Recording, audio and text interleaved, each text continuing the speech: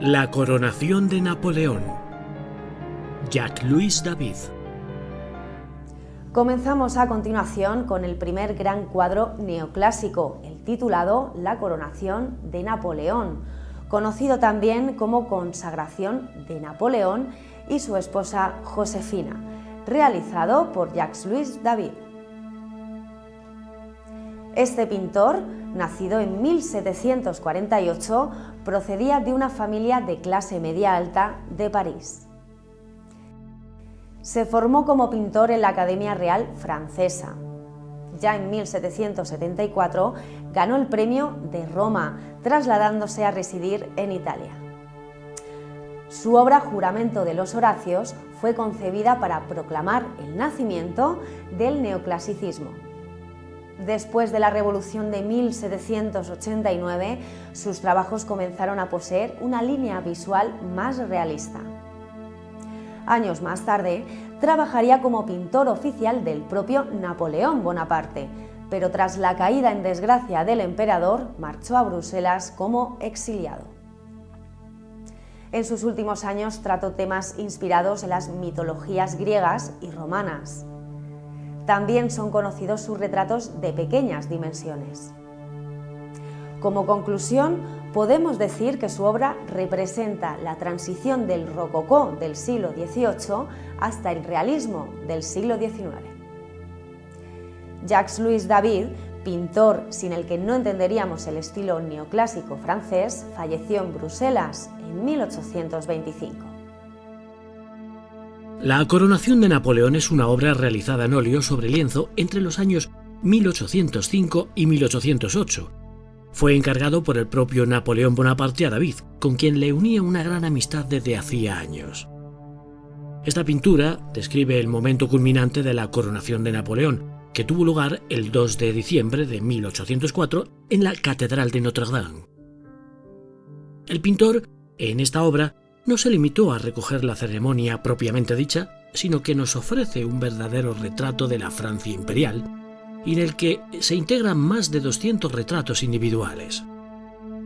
Aunque la corona que Napoleón se dispone a colocar sobre la cabeza de Josefina es un objeto de pequeño tamaño, realmente es el que ocupa el lugar central de la representación y hacia el que se dirige de manera inmediata nuestra mirada.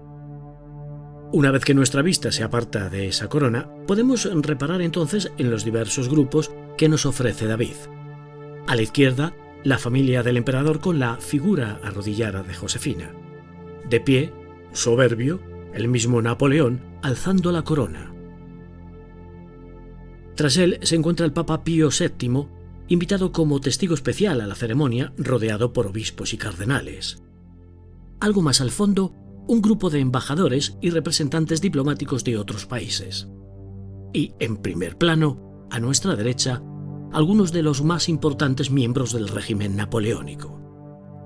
Hemos de destacar como un detalle importante que todos los personajes retratados en el cuadro se encuentran mirando hacia la corona que está a punto de ser puesta sobre la cabeza de Josefina, a excepción de la propia Josefina, Napoleón y el Papa Pío VII. Representado en una posición muy relajada y algo ausente de la ceremonia, pero con un gesto de bendición. Curiosamente, esta posición del Papa se debe a una indicación del propio Napoleón. También hay que destacar un pequeño detalle en cuanto a la representación de Josefina. Cuando se celebró esta ceremonia contaba ya con 40 años, sin embargo, en el cuadro, David la representa extraordinariamente rejuvenecida. Por último, en un plano superior, enmarcadas mediante arcos de medio punto, encontramos dos tribunas en las que diversos personajes se sitúan a distintos niveles, en gradas. En la que está en el centro podemos localizar el retrato del propio pintor, a quien acompañan familiares, amigos y colegas de profesión. En esa misma tribuna, bajo el grupo que acompaña a David, aparece en lugar preeminente María Letizia Remolino, la madre del emperador, quien en realidad no asistió a la ceremonia, pero a quien el propio Napoleón quiso homenajear estando presente en el momento más importante de su vida. En cuanto a la gama de colores que utiliza David en el cuadro, hay un predominio claro de las tonalidades terrosas, muy típico de la última etapa del artista. Respecto a la luz, observamos que entra desde la derecha a través de un foco exterior que no se muestra al espectador y que se difunde por toda la estancia, pero especialmente la figura del emperador, rodeándole de un aura de luz.